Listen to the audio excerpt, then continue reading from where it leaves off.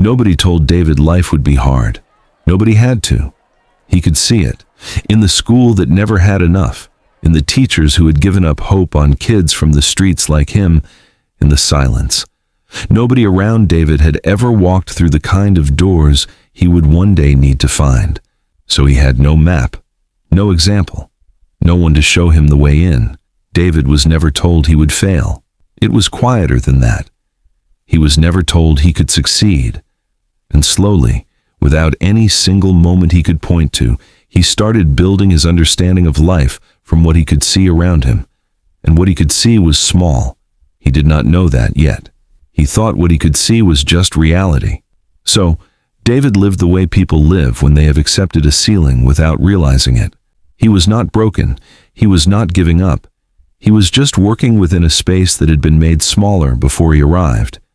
He made choices from a shorter list. He dreamed inside a smaller frame, not because he chose that frame, because nobody had ever told him there was a bigger one. The people around David were not bad people. Most of them were doing the same thing, living inside the limits they had been handed and passing those limits on because it was all they had to give. The teacher who looked past him was not cruel. She was tired.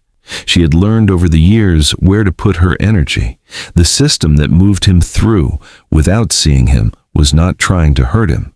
It was built for a different kind of student. The silence was not personal. It was just how things were built.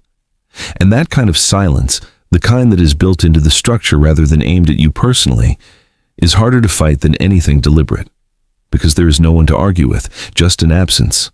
And after a while, absence starts to feel like truth. David carried all of it with him into his adult life, not like a bag he knew he was carrying, more like a posture, the way he walked into rooms, how quickly he talked himself out of things before anyone else got the chance to say no, how good he had become at expecting less before disappointment could catch him off guard. He had learned to be comfortable inside the frame, to find peace with the ceiling, to stop looking up.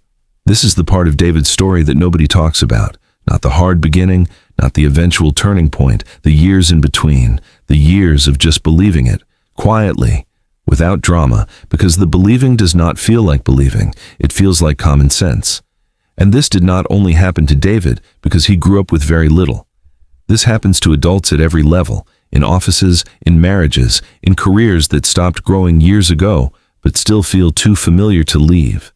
The ceiling does not check your age or your education or your salary. It simply waits for the day you stop questioning it.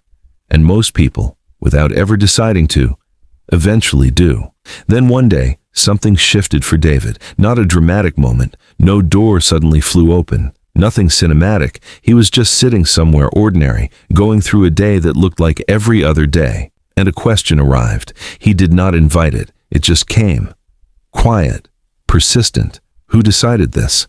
Not in anger, not pointing fingers, just a genuine question. Who decided this size of life available to David? Who measured the ceiling and decided it was fixed? He looked back over everything he had believed for so long, and for the first time, he did not see truth. He saw choices. Other people's choices, other people's fears, other people's limitations that had been handed to him so early and so consistently that he had never thought to question them. The blueprint David had been living inside was never his. It was given to him before he was old enough to read it, and he had been following it ever since, not because it fit, but because he had never stopped to ask if there was another one. That question changed everything for David, not all at once, not dramatically, but something fundamental moved inside him. He stopped waiting for life to give him something better.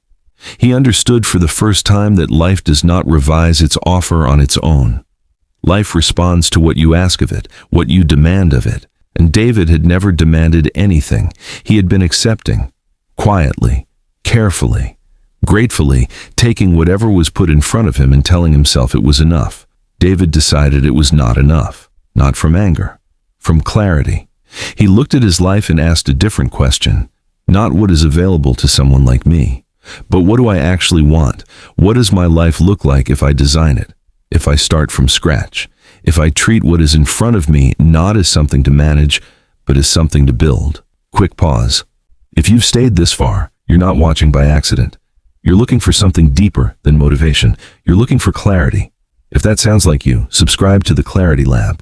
The next story might be exactly what you need. Now let's continue. David started building, not with a perfect plan, not with any guarantee of where it would lead, but with intention. With the kind of forward movement that only becomes possible once you have stopped believing the ceiling is real. He made decisions differently. He walked into rooms differently, not like someone who had been let in, like someone who had always belonged there and was only now walking accordingly. The rooms did not always open easily for David. Some of them pushed back. Some of them had their own ideas about who was supposed to be inside them. But something had changed in him that made that resistance smaller than it used to feel. He had taken back his own agreement. And a verdict loses most of its power the moment you stop believing it. David was not trying to prove anyone wrong. He understood that proving people wrong is its own trap. It means you are still organizing your life around their opinion. He was done with that. He was building something that answered to his own vision, something no system had given him and no teacher had pointed him toward and no circumstance had made easy. What David became was not a response to where he started. It was something he built, deliberately, one decision at a time, from a place no one had pointed him toward and nothing in his early life had prepared him for. David became the architect, not of buildings, of his own life, of his own future, of the version of himself that lived on the other side of every ceiling he had once believed he could not touch. And the most important part, the part of David's story, is really about. He did not wait for the right moment. He did not wait for the people who had written him off to change their minds. He did not wait for permission or a better starting point or for someone to finally believe in him enough to open the door. David understood that the only permission he had ever been waiting for was his own.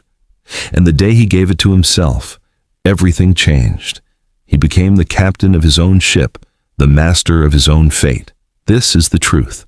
The only question is, when will you decide to act like David? What is the ceiling in your life right now that you have stopped questioning? The thing you work around instead of through.